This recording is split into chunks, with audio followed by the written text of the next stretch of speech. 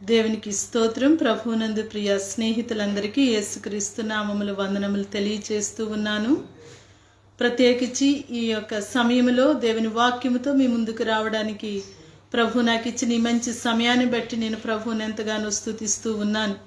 ఈ విధంగా దేవుని వాక్యముతో మీ ముందుకు రావడానికి నాకు ఈ అవకాశాన్ని ఇచ్చిన సహోదరి రోస్లిన్ వారికి నా హృదయపూర్వక వందనాలు తెలియచేస్తూ ఉన్నాను. రోజ్ ఫ్యామిలీ ప్రేయర్ గ్రూప్ ద్వారా అనుదినము దేవుని యొక్క వాక్యాన్ని, దేవుని యొక్క సందేశాలను, అదేవిధంగా పాటలను, వివిధ రకములలో దేవుని యొక్క సన్నిధిని ప్రజల మధ్యకు నడిపిస్తూ ఉన్న ప్రియ సహోదరి, తన యొక్క టీంను బట్టి నేను దేవునికి ఎంతగానో స్తుతులు స్తోత్రాలు చెల్లిస్తూ ఉన్నాను. ఈ యొక్క సమయంలో దేవుని వాక్యాన్ని మీతో పంచుకోవడానికి నాకెంతో సంతోషముగా ఉన్నది. ప్రియ స్నేహితులారా, ఈ దినములలో దేవుని యొక్క సన్నిధి ప్రజలందరూ ఎంతో బలముగా అనుభవిస్తున్న దినములుగా మనము చూస్తూ ఉన్నాము. అయితే ఈ ప్రత్యేక సందర్భంలో దేవుడు నాకు ఇచ్చిన వాక్యాన్ని మీతో పంచుకోవాలని నేను తలుస్తూ ఉన్నాను. ఈ దినమందు ఈ యొక్క వాక్యము నిమిత్తమై నేను ప్రార్థించగా పరిశుద్ధాత్మ దేవుడు నా హృదయంలో ఉంచిన చింతలను మీతో పంచుకోవాలని నేను తలస్తూ ఉన్నాను. అందుకొరకై మత్తయి సువార్త 18వ అధ్యాయము 20వ వచనాన్ని చదువుకుందాం. Gospel of Matthew chapter 18 verse 20. ఏలయనగా ఇద్దరు ముగ్గురు నా నామమున ఎక్కడ కూడి ఉందరో అక్కడ నేను వారి మధ్యను ఉందునని చెప్పెను. దేవునికి స్తోత్రం. ఎక్కడైతే ఇద్దరు లేక ముగ్గురు నా నామమును కూడి ఏకీభవిస్తారో వారి మధ్య నేనున్నానని ప్రభువు సెలవిస్తూ ఉన్నారు. ప్రియ స్నేహితులారా, ఈ యొక్క సాయంత్ర సమయంలో ప్రత్యేకించి ఈ విధంగా దేవుని వాక్యాన్ని వినడానికి కూడి వచ్చిన మనందరి మధ్య ప్రభువు యొక్క సన్నిధి ఉన్నందుకు నేను ప్రభువుని ఎంతగానో స్తుతిస్తూ ఉన్నాను. ఆయన నామాన్ని ఘనపరిచే బిడ్డలు ఎక్కడ ఉన్నను వారి యొక్క మధ్య దేవుని సన్నిధి లేదా ప్రభువు యొక్క ఆత్మ ఉన్నది అని పరిశుద్ధాత్మ దేవుడు మనతో మాట్లాడుచూ ఉన్నారు. కనుక ఈ వాక్య భాగాన్ని వింటూ ఉన్న మీ యొక్క గృహములలో కానీ, మీరు నిలవబడి ఉన్న స్థలములోనే కానీ, మీరు ఎక్కడ ఉన్నను మన మధ్య దేవుని యొక్క బలమైన ఆత్మ సన్నిధి ఉన్నందుకు ప్రభువుని స్తుతించే వారముగా ఉందాం. ప్రత్యేకించి నేను మాట్లాడబోయే విషయము ఏమనగా ప్రార్థన యొక్క ప్రాముఖ్యత, ప్రత్యేకించి సమూహముగా కూడి ప్రార్థించడంలో ఉన్న ప్రత్యేకతను నేను తెలియచేయాలని తలస్తూ ఉన్నాను. Group prayer, I mean the people, those who are gathered together and praying in one place. అదానే ఎండే టాపిక్. అది ఆ యొక్క టాపిక్ని నేను ఆధారం చేసుకుని ఈ యొక్క సమయంలో మీతో మాట్లాడడానికి నేను తలస్తూ ఉన్నాను. ప్రార్థన అనగా మనందరికీ తెలిసినదే. మనమందరము ప్రార్థించే వారమై ఉన్నందుకు నేను ప్రభువుని స్తుతిస్తూ ఉన్నాను. ప్రార్థించే వారముగా ఉన్నాము కనుకనే ఈ విధంగా వివిధ ప్రార్థనా సమూహంలో స్తుతించేవారుగా ఉండాలనేది దేవుని ఆశ. కాబట్టి సమూహముగా లేదా ఒక గుంపుగా కూడి మనము ప్రార్థించడం వల్ల, లేదా మనము ఎంతమందినైతే ప్రభువు ఎన్నుకుని ఉన్నారో వారందరము కలిసి ప్రార్థించేవారుగా ఉన్నప్పుడు ప్రభు యొక్క గొప్ప కార్యములను మనము అనుభవించేవారముగా ఉంటాము. ప్రియమైన దేవుని బిడ్డ, పరిశుద్ధ గ్రంథములో ఇద్దరు లేక స్తోత్రం. పరిశుద్ధ గ్రంథంలో మనం గమనించినట్లయితే ఇక్కడ మనం చూడవచ్చు, అనేక సందర్భాల్లో ఒక సమూహముగా కూడి, ఒక గుంపుగా కూడి ప్రార్థిస్తూ ఉన్నప్పుడు అద్భుతములు జరిగినట్లుగా మనం చూస్తూ ఉన్నాము. ఎందుకనగా స్తోత్రం, పరిశుద్ధ గ్రంథంలో మనం గమనించినట్లయితే ఎస్తేరు తన యొక్క కార్యములను తన జీవితంలో అనుభవించినట్లుగా మనం చూస్తూ ఉన్నాము. ప్రియమైన స్నేహితులారా, అందుకొరకే ఒక వాక్యాన్ని మనము చదువుకుందాము. ఎస్తేరు గ్రంథము ముందుము ప్రవేశించుట న్యాయ వ్యతిరేకముగా నున్నను, నేను రాజు నద్దకు ప్రవేశించెదను. దేవునికి స్తోత్రం. ఈ యొక్క వాక్యములో మనం గమనించినట్లయితే ఎస్తేరు తన జీవితంలో ఒక సమస్యను ఎదుర్కొంటూ ఉన్నప్పుడు ఆమెకి సహాయం చేయుటకు వేరెవ్వరూ లేరండి. తను ఉన్న స్థానాన్ని బట్టి తనే ఇతరులకు సహాయం చేసేదై ఉన్నది. అయితే ఆ సమయంలో తనకి ఎవరు సహాయం చేయడానికి లేనప్పుడు తను కూడా ఉన్న వారందరినీ సమకూర్చి స్తోత్రం ఉపవాసంతో దేవుని సన్నిధిలో కనిపెట్టినప్పుడు ఇదిగో తను వెళ్ళకూడని స్థలానికి వెళ్ళుటకు, తను చూడకూడని వ్యక్తులను చూచుటకు దేవుడు అద్భుత కార్యం చేసెను. ప్రియమైన దేవుని బిడ్డ, నీ యొక్క జీవితంలో నువ్వు కోరుకునేవి లేదా నువ్వు అనుకుంటున్నవి నీ జీవితంలో సమూహముగా లేదా కుటుంబముగా నీ యొక్క గృహములోనే కానీ సంఘముతోనే కానీ కలిసి ప్రార్థించే వ్యక్తిగా ఉన్నట్లయితే నీ జీవితంలో అద్భుత కార్యాన్ని నువ్వు చూసే వ్యక్తిగా ఉంటావు. ఎందుకనగా ఎస్తేరు తన జీవితంలో ఎవరు తనతో పాటు సహాయం చేయడానికి లేనప్పుడు కూడా ఉన్నవారిని ఉపవాసముతో ప్రార్థించుటకు పిలిచింది. తనతో పాటు ప్రార్థించుటకు వచ్చిన వారి ప్రార్థనను దేవుడు విన్నాడు. దేవుడు అద్భుతకరమైన కార్యం చేసి ఉన్నారు. అదేమనగా రాజు యొక్క హృదయాన్ని దేవుడు దర్శించాడు. తను వెళ్ళకూడని సమయంలో, తను చూడకూడని సమయంలో రాజును దర్శించడానికి ప్రభువు ఆమెకు అనుకూలతను దయచేసినట్లుగా మనము చూస్తూ ఉన్నాము. కాబట్టి నీ జీవితంలో నీవు ఏ కార్యముల నిమిత్తమై నీవు వ్యాగుల పడుతూ ఉన్నావు, లేదా ఏ విషయంలో నీవు కలవరపడుతూ ఉన్నావో ఆ విషయంలో గొప్ప అద్భుతాన్ని నీవు చూడాలి అంటే నీతో కలిసి ఉన్న వారితో, అదేవిధంగా దేవుని యొక్క అద్భుత కార్యములను సమూహముగా కూడి అనుభవించే ఆశ నీలో ఉన్నట్లయితే దేవుడు గొప్ప కార్యములను చేసేవారై ఉన్నారు. అదేవిధంగా రెండవదిగా మనం గమనించినట్లయితే నినేవా పట్టణమునికి వెళ్ళమని చెప్పిన యోనా దేవుని మాటను వినకుండా తర్షీసునికి వెళ్ళినట్లుగా మనము చూస్తూ ఉన్నాము. అయితే ఆ ప్రజలందరూ మరలా ఆ యొక్క యోనా నుండి సందేశాన్ని వినినప్పుడు వారు ఆ రాజ్యమంతయు కలిసి సమూహముగా కూడి ఆ యొక్క పట్టణములలో, మారుమూల గ్రామములలో, ప్రతి స్థలములలో ప్రజలందరూ ఏకముగా కూడి ప్రార్థించడం మొదలు పెట్టారు. ప్రియమైన దేవుని బిడ్డ, యోనా గ్రంథంలో ఆ యొక్క మాటలను మనం స్పష్టముగా చూడవచ్చును. వారందరూ అక్కడ ఏకముగా కూడి గోనె పట్టు కట్టుకుని ప్రార్థించినట్లుగా మనం చూస్తూ ఉన్నాము. ఆ దేశం అంతా కలిసికట్టుగా ప్రార్థించిందండి. వారు ఎందుకు ప్రార్థించారు అంటే కీడు దేవుడు వారి మీదకి తీసుకురావడానికి సిద్ధముగా ఉన్నాడని గ్రహించినప్పుడు వారంతా దేవుని సన్నిధిలో తమను తాము తగ్గించుకొని వారు గోనె పట్టు కట్టుకొని వారు ప్రభు సన్నిధిలో మోకరిల్లినట్లుగా మనము చూస్తూ ఉన్నాము. ఆ విధంగా ప్రార్థించడం వారు మొదలు పెట్టినప్పుడు ఇదిగో దేవుడు వారి మీదకి తేవడానికి ఉద్దేశించిన ఉగ్రతను తేకుండా అది దేవునికి స్తోత్రం. ఏ ప్రజలైతే దేవుని సన్నిధిలో తమను తాము తగ్గించుకొని సమూహముగా చిన్న పిల్లలు మొదలుకొని పెద్దల వరకు ఒకే హృదయముతో వారు ప్రభువు సన్నిధిలో మొరపెట్టినప్పుడు దయగలిగిన దేవుడు తన యొక్క హృదయాన్ని మార్చుకుని వారిపై గొప్ప కనికరాన్ని చూపించినట్లుగా మనము చూస్తూ ఉన్నాము. ఆ మాట చదవాలని ఆశపడుతూ ఉన్నాను. యోనా గ్రంథములో 3వ అధ్యాయములో చూస్తూ ఉన్నామండి. 10వ వచనములో వ్రాయబడి, దేవునికి స్తోత్రం. ఏ ప్రజలైతే తమను తాము తగ్గించుకొని దేవుని సన్నిధిలో మొరపెట్టారో వారి పట్ల దేవుడు గొప్ప అద్భుతాన్ని చేసినట్లుగా మనము చూస్తూ ఉన్నాము. కీడు వచ్చినని వారు భయపడి వారి యొక్క పాపము నుండి, వారి యొక్క భయంకరమైన జీవితాన్ని నుంచి వారు మారు మనసు పొందుకుని దేవుని సన్నిధిలో మోకరిల్లినప్పుడు ఇదిగో దేవుడు వారికి చేస్తానన్న కీడుని చేయకుండా తన హృదయాన్ని మార్చుకున్నాడండి. మన జీవితాల్లో మనము అనేక బలహీనతలతోనూ లేదా దేవుని ఉగ్రతతోనూ లేదా దేవుని యొక్క దయ లేని స్థితిలోనూ మనం జీవిస్తూ ఉన్నట్లయితే ఇదిగో ఈ సమయంలో నా మాటలు వింటున్న ప్రియ దేవుని బిడ్డ, దేవుని సన్నిధిలో మారు మనసు పొందుకుని నీవు పశ్చాత్తాపడి ప్రార్థించినట్లయితే నీ కుటుంబముతో, నీ సంఘముతో నీవు సమూహముగా దేవుని ఆ స్థలములో ప్రార్థించే వ్యక్తిగా ఉన్నట్లయితే దేవుడు నీ పట్ల దయ చూపించేవాడై ఉన్నారు.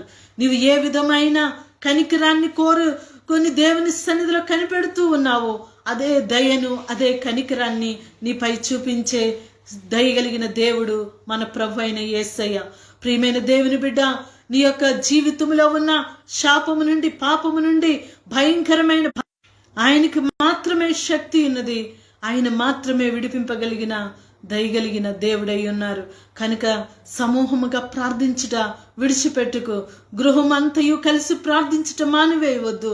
లేదా నువ్వు ఏదైనా ఒక ప్రార్థన సమూహంలో భాగమయ్యున్న ఎడల వారితో కలిసి ప్రార్థించుట మానివేయవద్దు. కానీ దేవుని సన్నిధిలో ప్రార్థించే వ్యక్తిగా, సమూహముతో కలిసి ప్రార్థించే వ్యక్తిగా నీవు ఉన్నట్లయితే నీవు దేవుని అద్భుత కార్యములను నీవు చూడగలుగుతావు.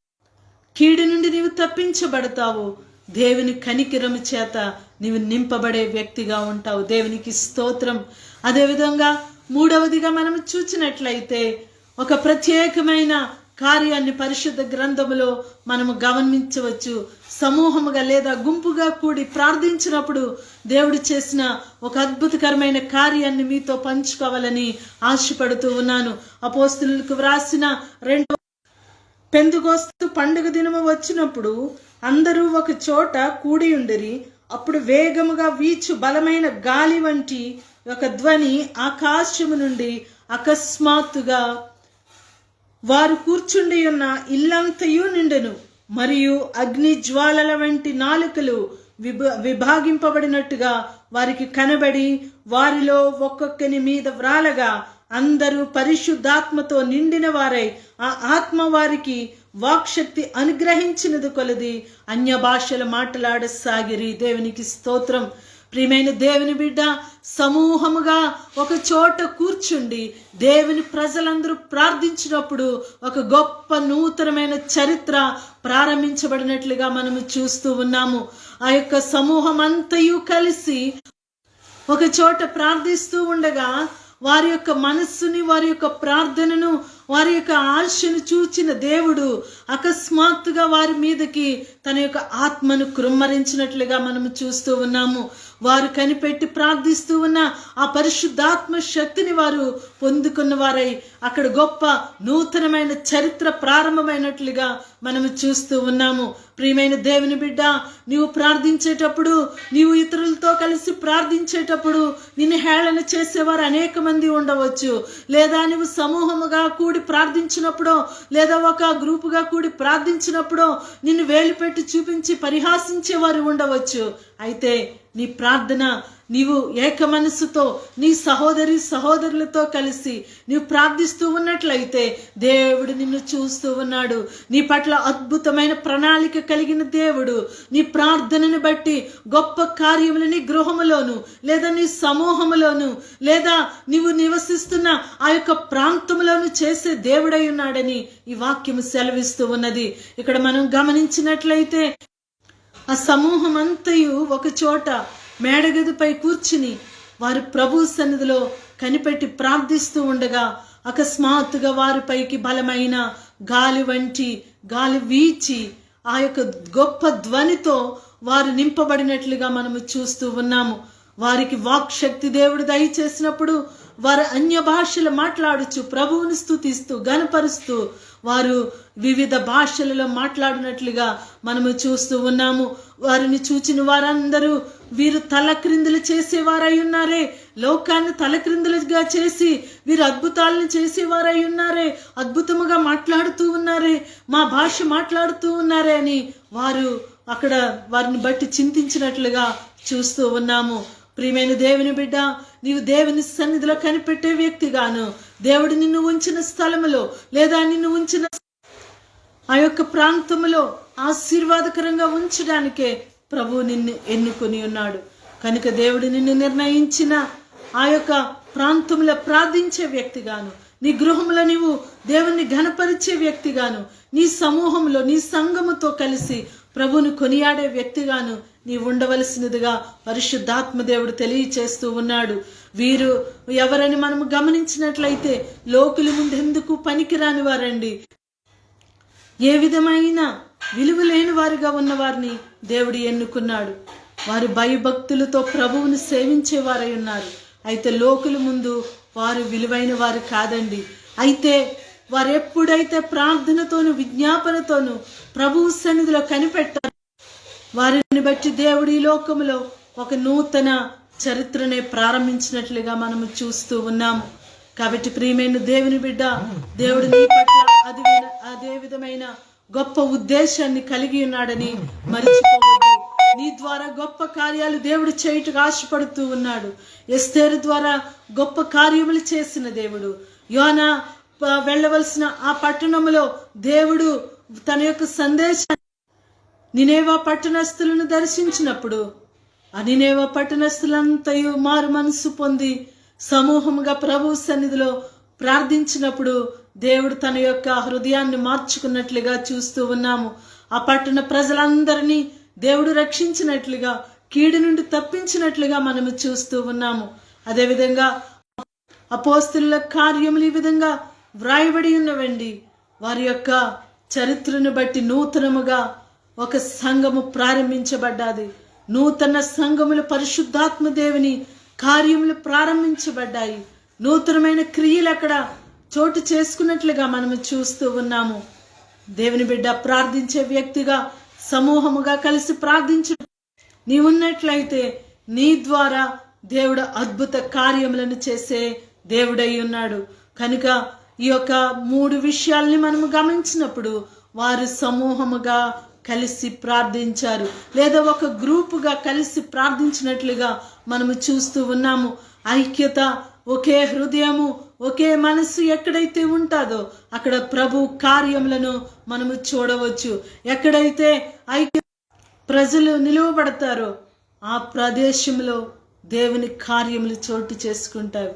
కాబట్టి నా మాటలు వింటున్న దేవుని బిడ్డ, నీ గృహములో ఐక్యతతోనూ సమాధానముతోనూ ఒకే హృదయముతోనూ నీవు ప్రార్థించే వ్యక్తిగా ఉన్నట్లయితే నీ గృహములో అద్భుత కార్యములను నువ్వు చూస్తావు. లేదా దేవుడు నిన్నుంచిన ఆ సమూహములో ఐక్యతతో ప్రార్థించే వ్యక్తిగా ఉన్నట్లయితే ఆ సమూహాన్ని దేవుడు దీవించే. కాబట్టి దేవుని సన్నిధిలో మన హృదయాలను సమర్పించుకుందాం. ప్రభువా, సమూహముగా ప్రార్థించే కృపను దయచే తండ్రి. సంఘములో కలిసి ప్రార్థించే కృప దయచే తండ్రి. కుటుంబం అంతయు కలిసి ప్రార్థించే కృప దయచేయమని అడుగుదాము. మన వ్యక్తిగతంగా చేసే ప్రార్థనల యొక్క ప్రతిఫలము వేరొక రీతిలో ఉన్నప్పుడు మనము సమూహముగా కలిసి ప్రార్థించే ప్రార్థన యొక్క ప్రతిఫలము ఎంతో బలమైనదని కూడా మనము గ్రహించేవారమై ఉందాము.